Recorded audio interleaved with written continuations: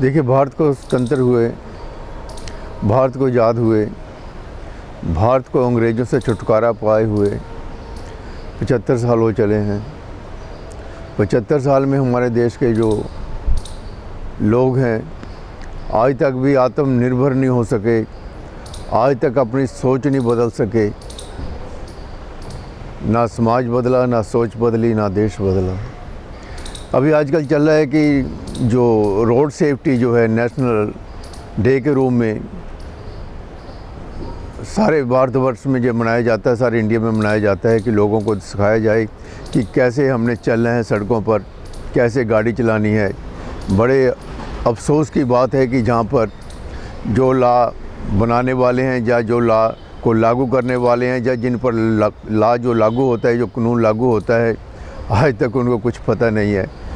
और सबसे बड़ी बात यह है कि हमारे जो प्रशासन है, अभी मैंने कल देखा जहाँ पर पुलिस कमिश्नर साहब ने लोगों को कहा कि आप जो रूल हैं उनको फॉलो कीजिए। रूल फॉलो करने के लिए बोल रहे हैं, रूल कौन से हमारे देश में। और उसके बाद दूसरा नंबर ये रह गया कि जो हमारा जो इंफ्रास्ट्रक्चर है, सड़कें हैं, क्या वो उन कंट्री की तरह हैं जिनका हम जो रूल हैं, जो लॉ जहाँ इंडिया में लेकर आ रहे हैं। रूल और जो लॉ हैं जो हमारे पे इम्पोज किए जाते हैं वो फॉरेन कंट्री के किए जाते हैं। वहाँ का इंफ्रास्ट्रक्चर, वहाँ के लोग, वहाँ की सोच बिल्कुल अलग है और हमारे देश की जो सोच बिल्कुल अलग है। आज तक तो हमारे देश के बच्चों को ये नहीं शिक्षा दी गई कि उन्हें जीना कैसे चाहिए और ज़िंदगी क्या है। जहाँ पर सिर्फ मैथ की, इंग्लिश की, साइंस की किताबें उनके आगे रख दी जाती हैं और वो रट्टा लगा कर पढ़ते हैं। यानी कि कहने का मतलब ये है कि जो रोड सेफ्टी है, जहाँ पर जो इंसान हैं कुचले जाते हैं ट्रक के नीचे, बस के नीचे, कार के नीचे, और उनका जो हालात होती है ऐसी होती है कि जैसे जानवर की होती है। कुत्ता जैसे सड़क पर कभी जा रहा होता है तो उसे कुचल देता है ना कोई वाहन वाला, तो ऐसे हमारे हिंदुस्तान के लोगों की हालात हैं। पहले तो आप इनका दिमाग बदलिए ना। सरकार को चाहिए पहले स्कूलों में अंग्रेजी, हिंदी, पंजाबी छोड़कर इनको सबसे पहले समाज में कैसे जीते हैं उन्हें अपने आप के बारे बताया जाए। कमिश्नर साहब ने बोल दिया कि ये रूल हैं, ऐसे लागू होंगे, वैसे लागू होंगे, लोगों को करना चाहिए। प्रशासन ने बोल दिया, कुछ एमएलए आए उन्होंने बोल दिया, और कुछ जो हमारे सोशल वर्कर हैं उन्होंने बोल दिया। अरे भैया, लागू किस पर करोगे? कौन लागू करेगा? जहाँ 20-20 फुट की सड़कें हैं, जहाँ पर एक घर के आगे गाड़ी खड़ी हुई, दूसरी गाड़ी वहाँ से गुजरती नहीं है। 40-50 हज़ार की हर आदमी ने जहाँ पर गाड़ी लेकर खड़ी कर लिया कि घर के अपने, बिना मतलब के, बिना वजह से, बिना ज़रूरत के भी आज लोगों के घरों में 4-4, 6-6 गाड़ियाँ रखी हुई हैं। अरे यार, दिखावा गाड़ियों का होता है, इंसानियत का नहीं होता।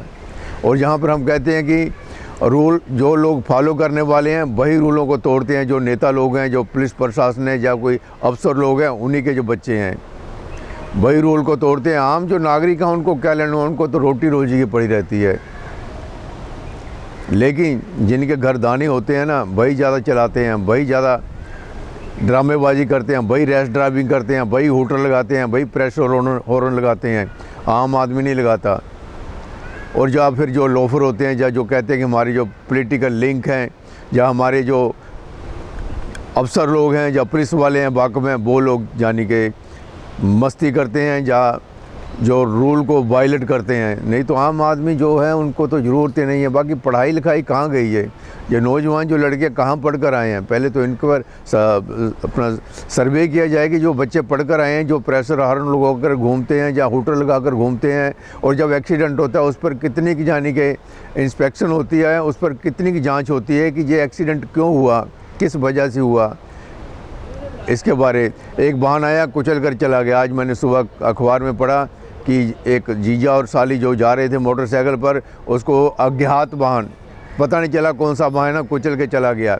और अब तो पुलिस वाले कहने लगे हैं, प्रशासन कहने लग गया कि अगर एक्सीडेंट हो जाता है तो आप जो सीसीटीवी कैमरे हैं उनमें खुद ही खोजिए, ट्रक का नंबर खुद खोजिए, और जाकर आप ही यानी कि इंस्पेक्शन कीजिए, या आप ही यहाँ पर जो लोग अज्ञात वाहन है उसे खुद ढूंढो। यानी कि कहने का मतलब है आने वाले समय में हमारे जो देश का ढांचा है वो बिखर रहा है, यानी कि बनने के बजाय। 75 साल एक पीढ़ी चली गई है, दूसरी पीढ़ी भी चली गई है, तीसरी पीढ़ी जाने को तैयार है।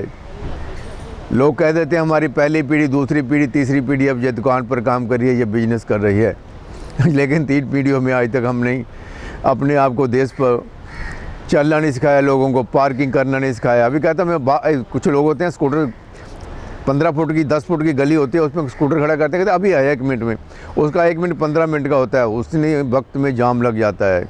और ये हमारे पड़ोसी जो हैं प्रेशर हॉर्न लगाते हैं, जो बजाते हैं बच्चे, उनका पड़ोसी या मोहल्ले वाला या काउंसलर या कोई नेता उसे रोकता नहीं है, बच्चे ये ऐसा नहीं करना चाहिए।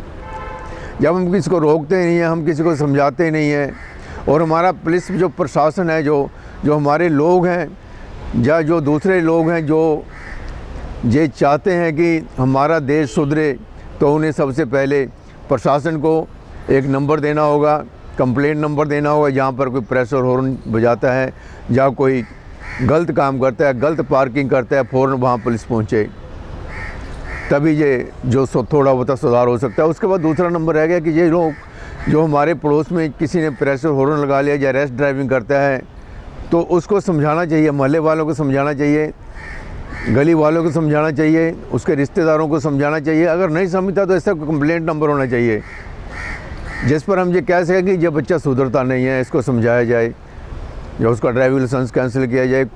कुछ भी कर सकते हैं आप, लेकिन हमारे ऐसा कुछ नहीं है। कहते हैं हम पड़ोसी से झगड़ा क्यों मोल लें, हम उसे क्यों रोकें, काम का पंगा क्यों लें, लेकिन आपको पंगा लेना पड़ेगा अगर आप देश को सुधारना चाहते हैं। पुलिस कुछ नहीं करेगी, नेता कुछ नहीं करेंगे, प्रशासन कुछ नहीं करेगा, आप लोगों को खुद जागना होगा। हम तो बार बार ये कहते हैं कि आप लोगों को खुद जागना होगा, कोई किसी के लिए कुछ करने वाला नहीं है। मोहल्ले वालों को आपको पकड़ना होगा, जो लड़का इसमें रैश ड्राइविंग करता है या गलत पार्किंग करता है, क्योंकि आने वाले 2 साल के बीच में जो कार पार्किंग को लेकर गली मोहल्लों में झगड़े शुरू होने वाले हैं, क्योंकि गाड़ियाँ लोगों की इतनी हो चुकी हैं उनके पास, सड़कें भाई 20 फुट की हैं, और जो नई कॉलोनियाँ काटी जा रही हैं उनमें भी कोई ध्यान नहीं रखा जा रहा है कि कहाँ गाड़ियाँ पार्किंग होंगी, कहाँ लोग चलेंगे। और यहाँ पर जितना भी इंफ्रास्ट्रक्चर है हमारा इस समय, उसका ताना बाना जो करप्शन के कारण बिगड़ चुका है, और इस देश का जो फ्यूचर है अंधकार में लगता है। अपने छोटे छोटे बच्चों को देखो कि उनके लिए आप क्या कर रहे हो, आपको सोचना होगा, क्योंकि आपको पहले गली मोहल्ले में प्रेशर हॉर्न जो बजाता है, और उसके बाद जो लोग रैश ड्राइविंग करते हैं, आपको मालूम है कि वो लफंगा है, जो लोफर है, जो लड़का गाड़ी तेज़ चलाता है, जो अपने स्टंट मारता है, उसको भी आपको रोकना होगा, आपको समझाना होगा। नहीं समझता तो उसके लिए कानून भी है, तो कानून के जो रखवाले हैं, जो कानून को जो लागू करने वाले हैं, उनको चाहिए कि वो लोगों को अवेयर करें। अवेयरनेस नहीं, ये नहीं है कि दौड़ लगा दी बच्चों की, 4 होर्डिंग लगा दिए, से अपना रोड सेफ्टी डे मना दिया, और 4-5 जो NGO इकट्ठी कर ली और 10-12 स्कूलों के बच्चे ले आए। ये सब कुछ नहीं है, ये तो सिर्फ एक फ़ोटो स्टंट होता है। फ़ोटोग्राफी करवा कर अखबारों में खबर देखते हैं लोग, ये कोई समाज को सुधारने वाला तरीका थोड़ी है। अगर आपको बदलना है, या अपने आप को आगे फ्यूचर में जो अपने जो बच्चे हैं उनका जो जिस समय डार्कनेस है, जो लाइट में लेकर जाना, उन्हें एनलाइटन करना है, उन्हें जागरूक करना है, तो उसके लिए हमें आज ही सोचना पड़ेगा। अंधेरे से रोशनी की तरफ हम तभी जाएंगे जब हम अंधेरे से निकलेंगे। तो गली वाला जो बंदा होता है ना, या मुंडा है, जो कोई भी है, उसको पहले समझाइए भैया ये गाड़ी घोड़ी चलानी छोड़ दे तेज़, और जब प्रेशर उतार दे अपना, और आप बैठे होते हैं गाड़ी में बड़े मज़े से, तो बाप का बेटा गाड़ी बड़ी तेज़ भगा रहा होता है, उसको भी समझाइए बेटा तू नहीं तो कोई तेरे को और मार देगा आके।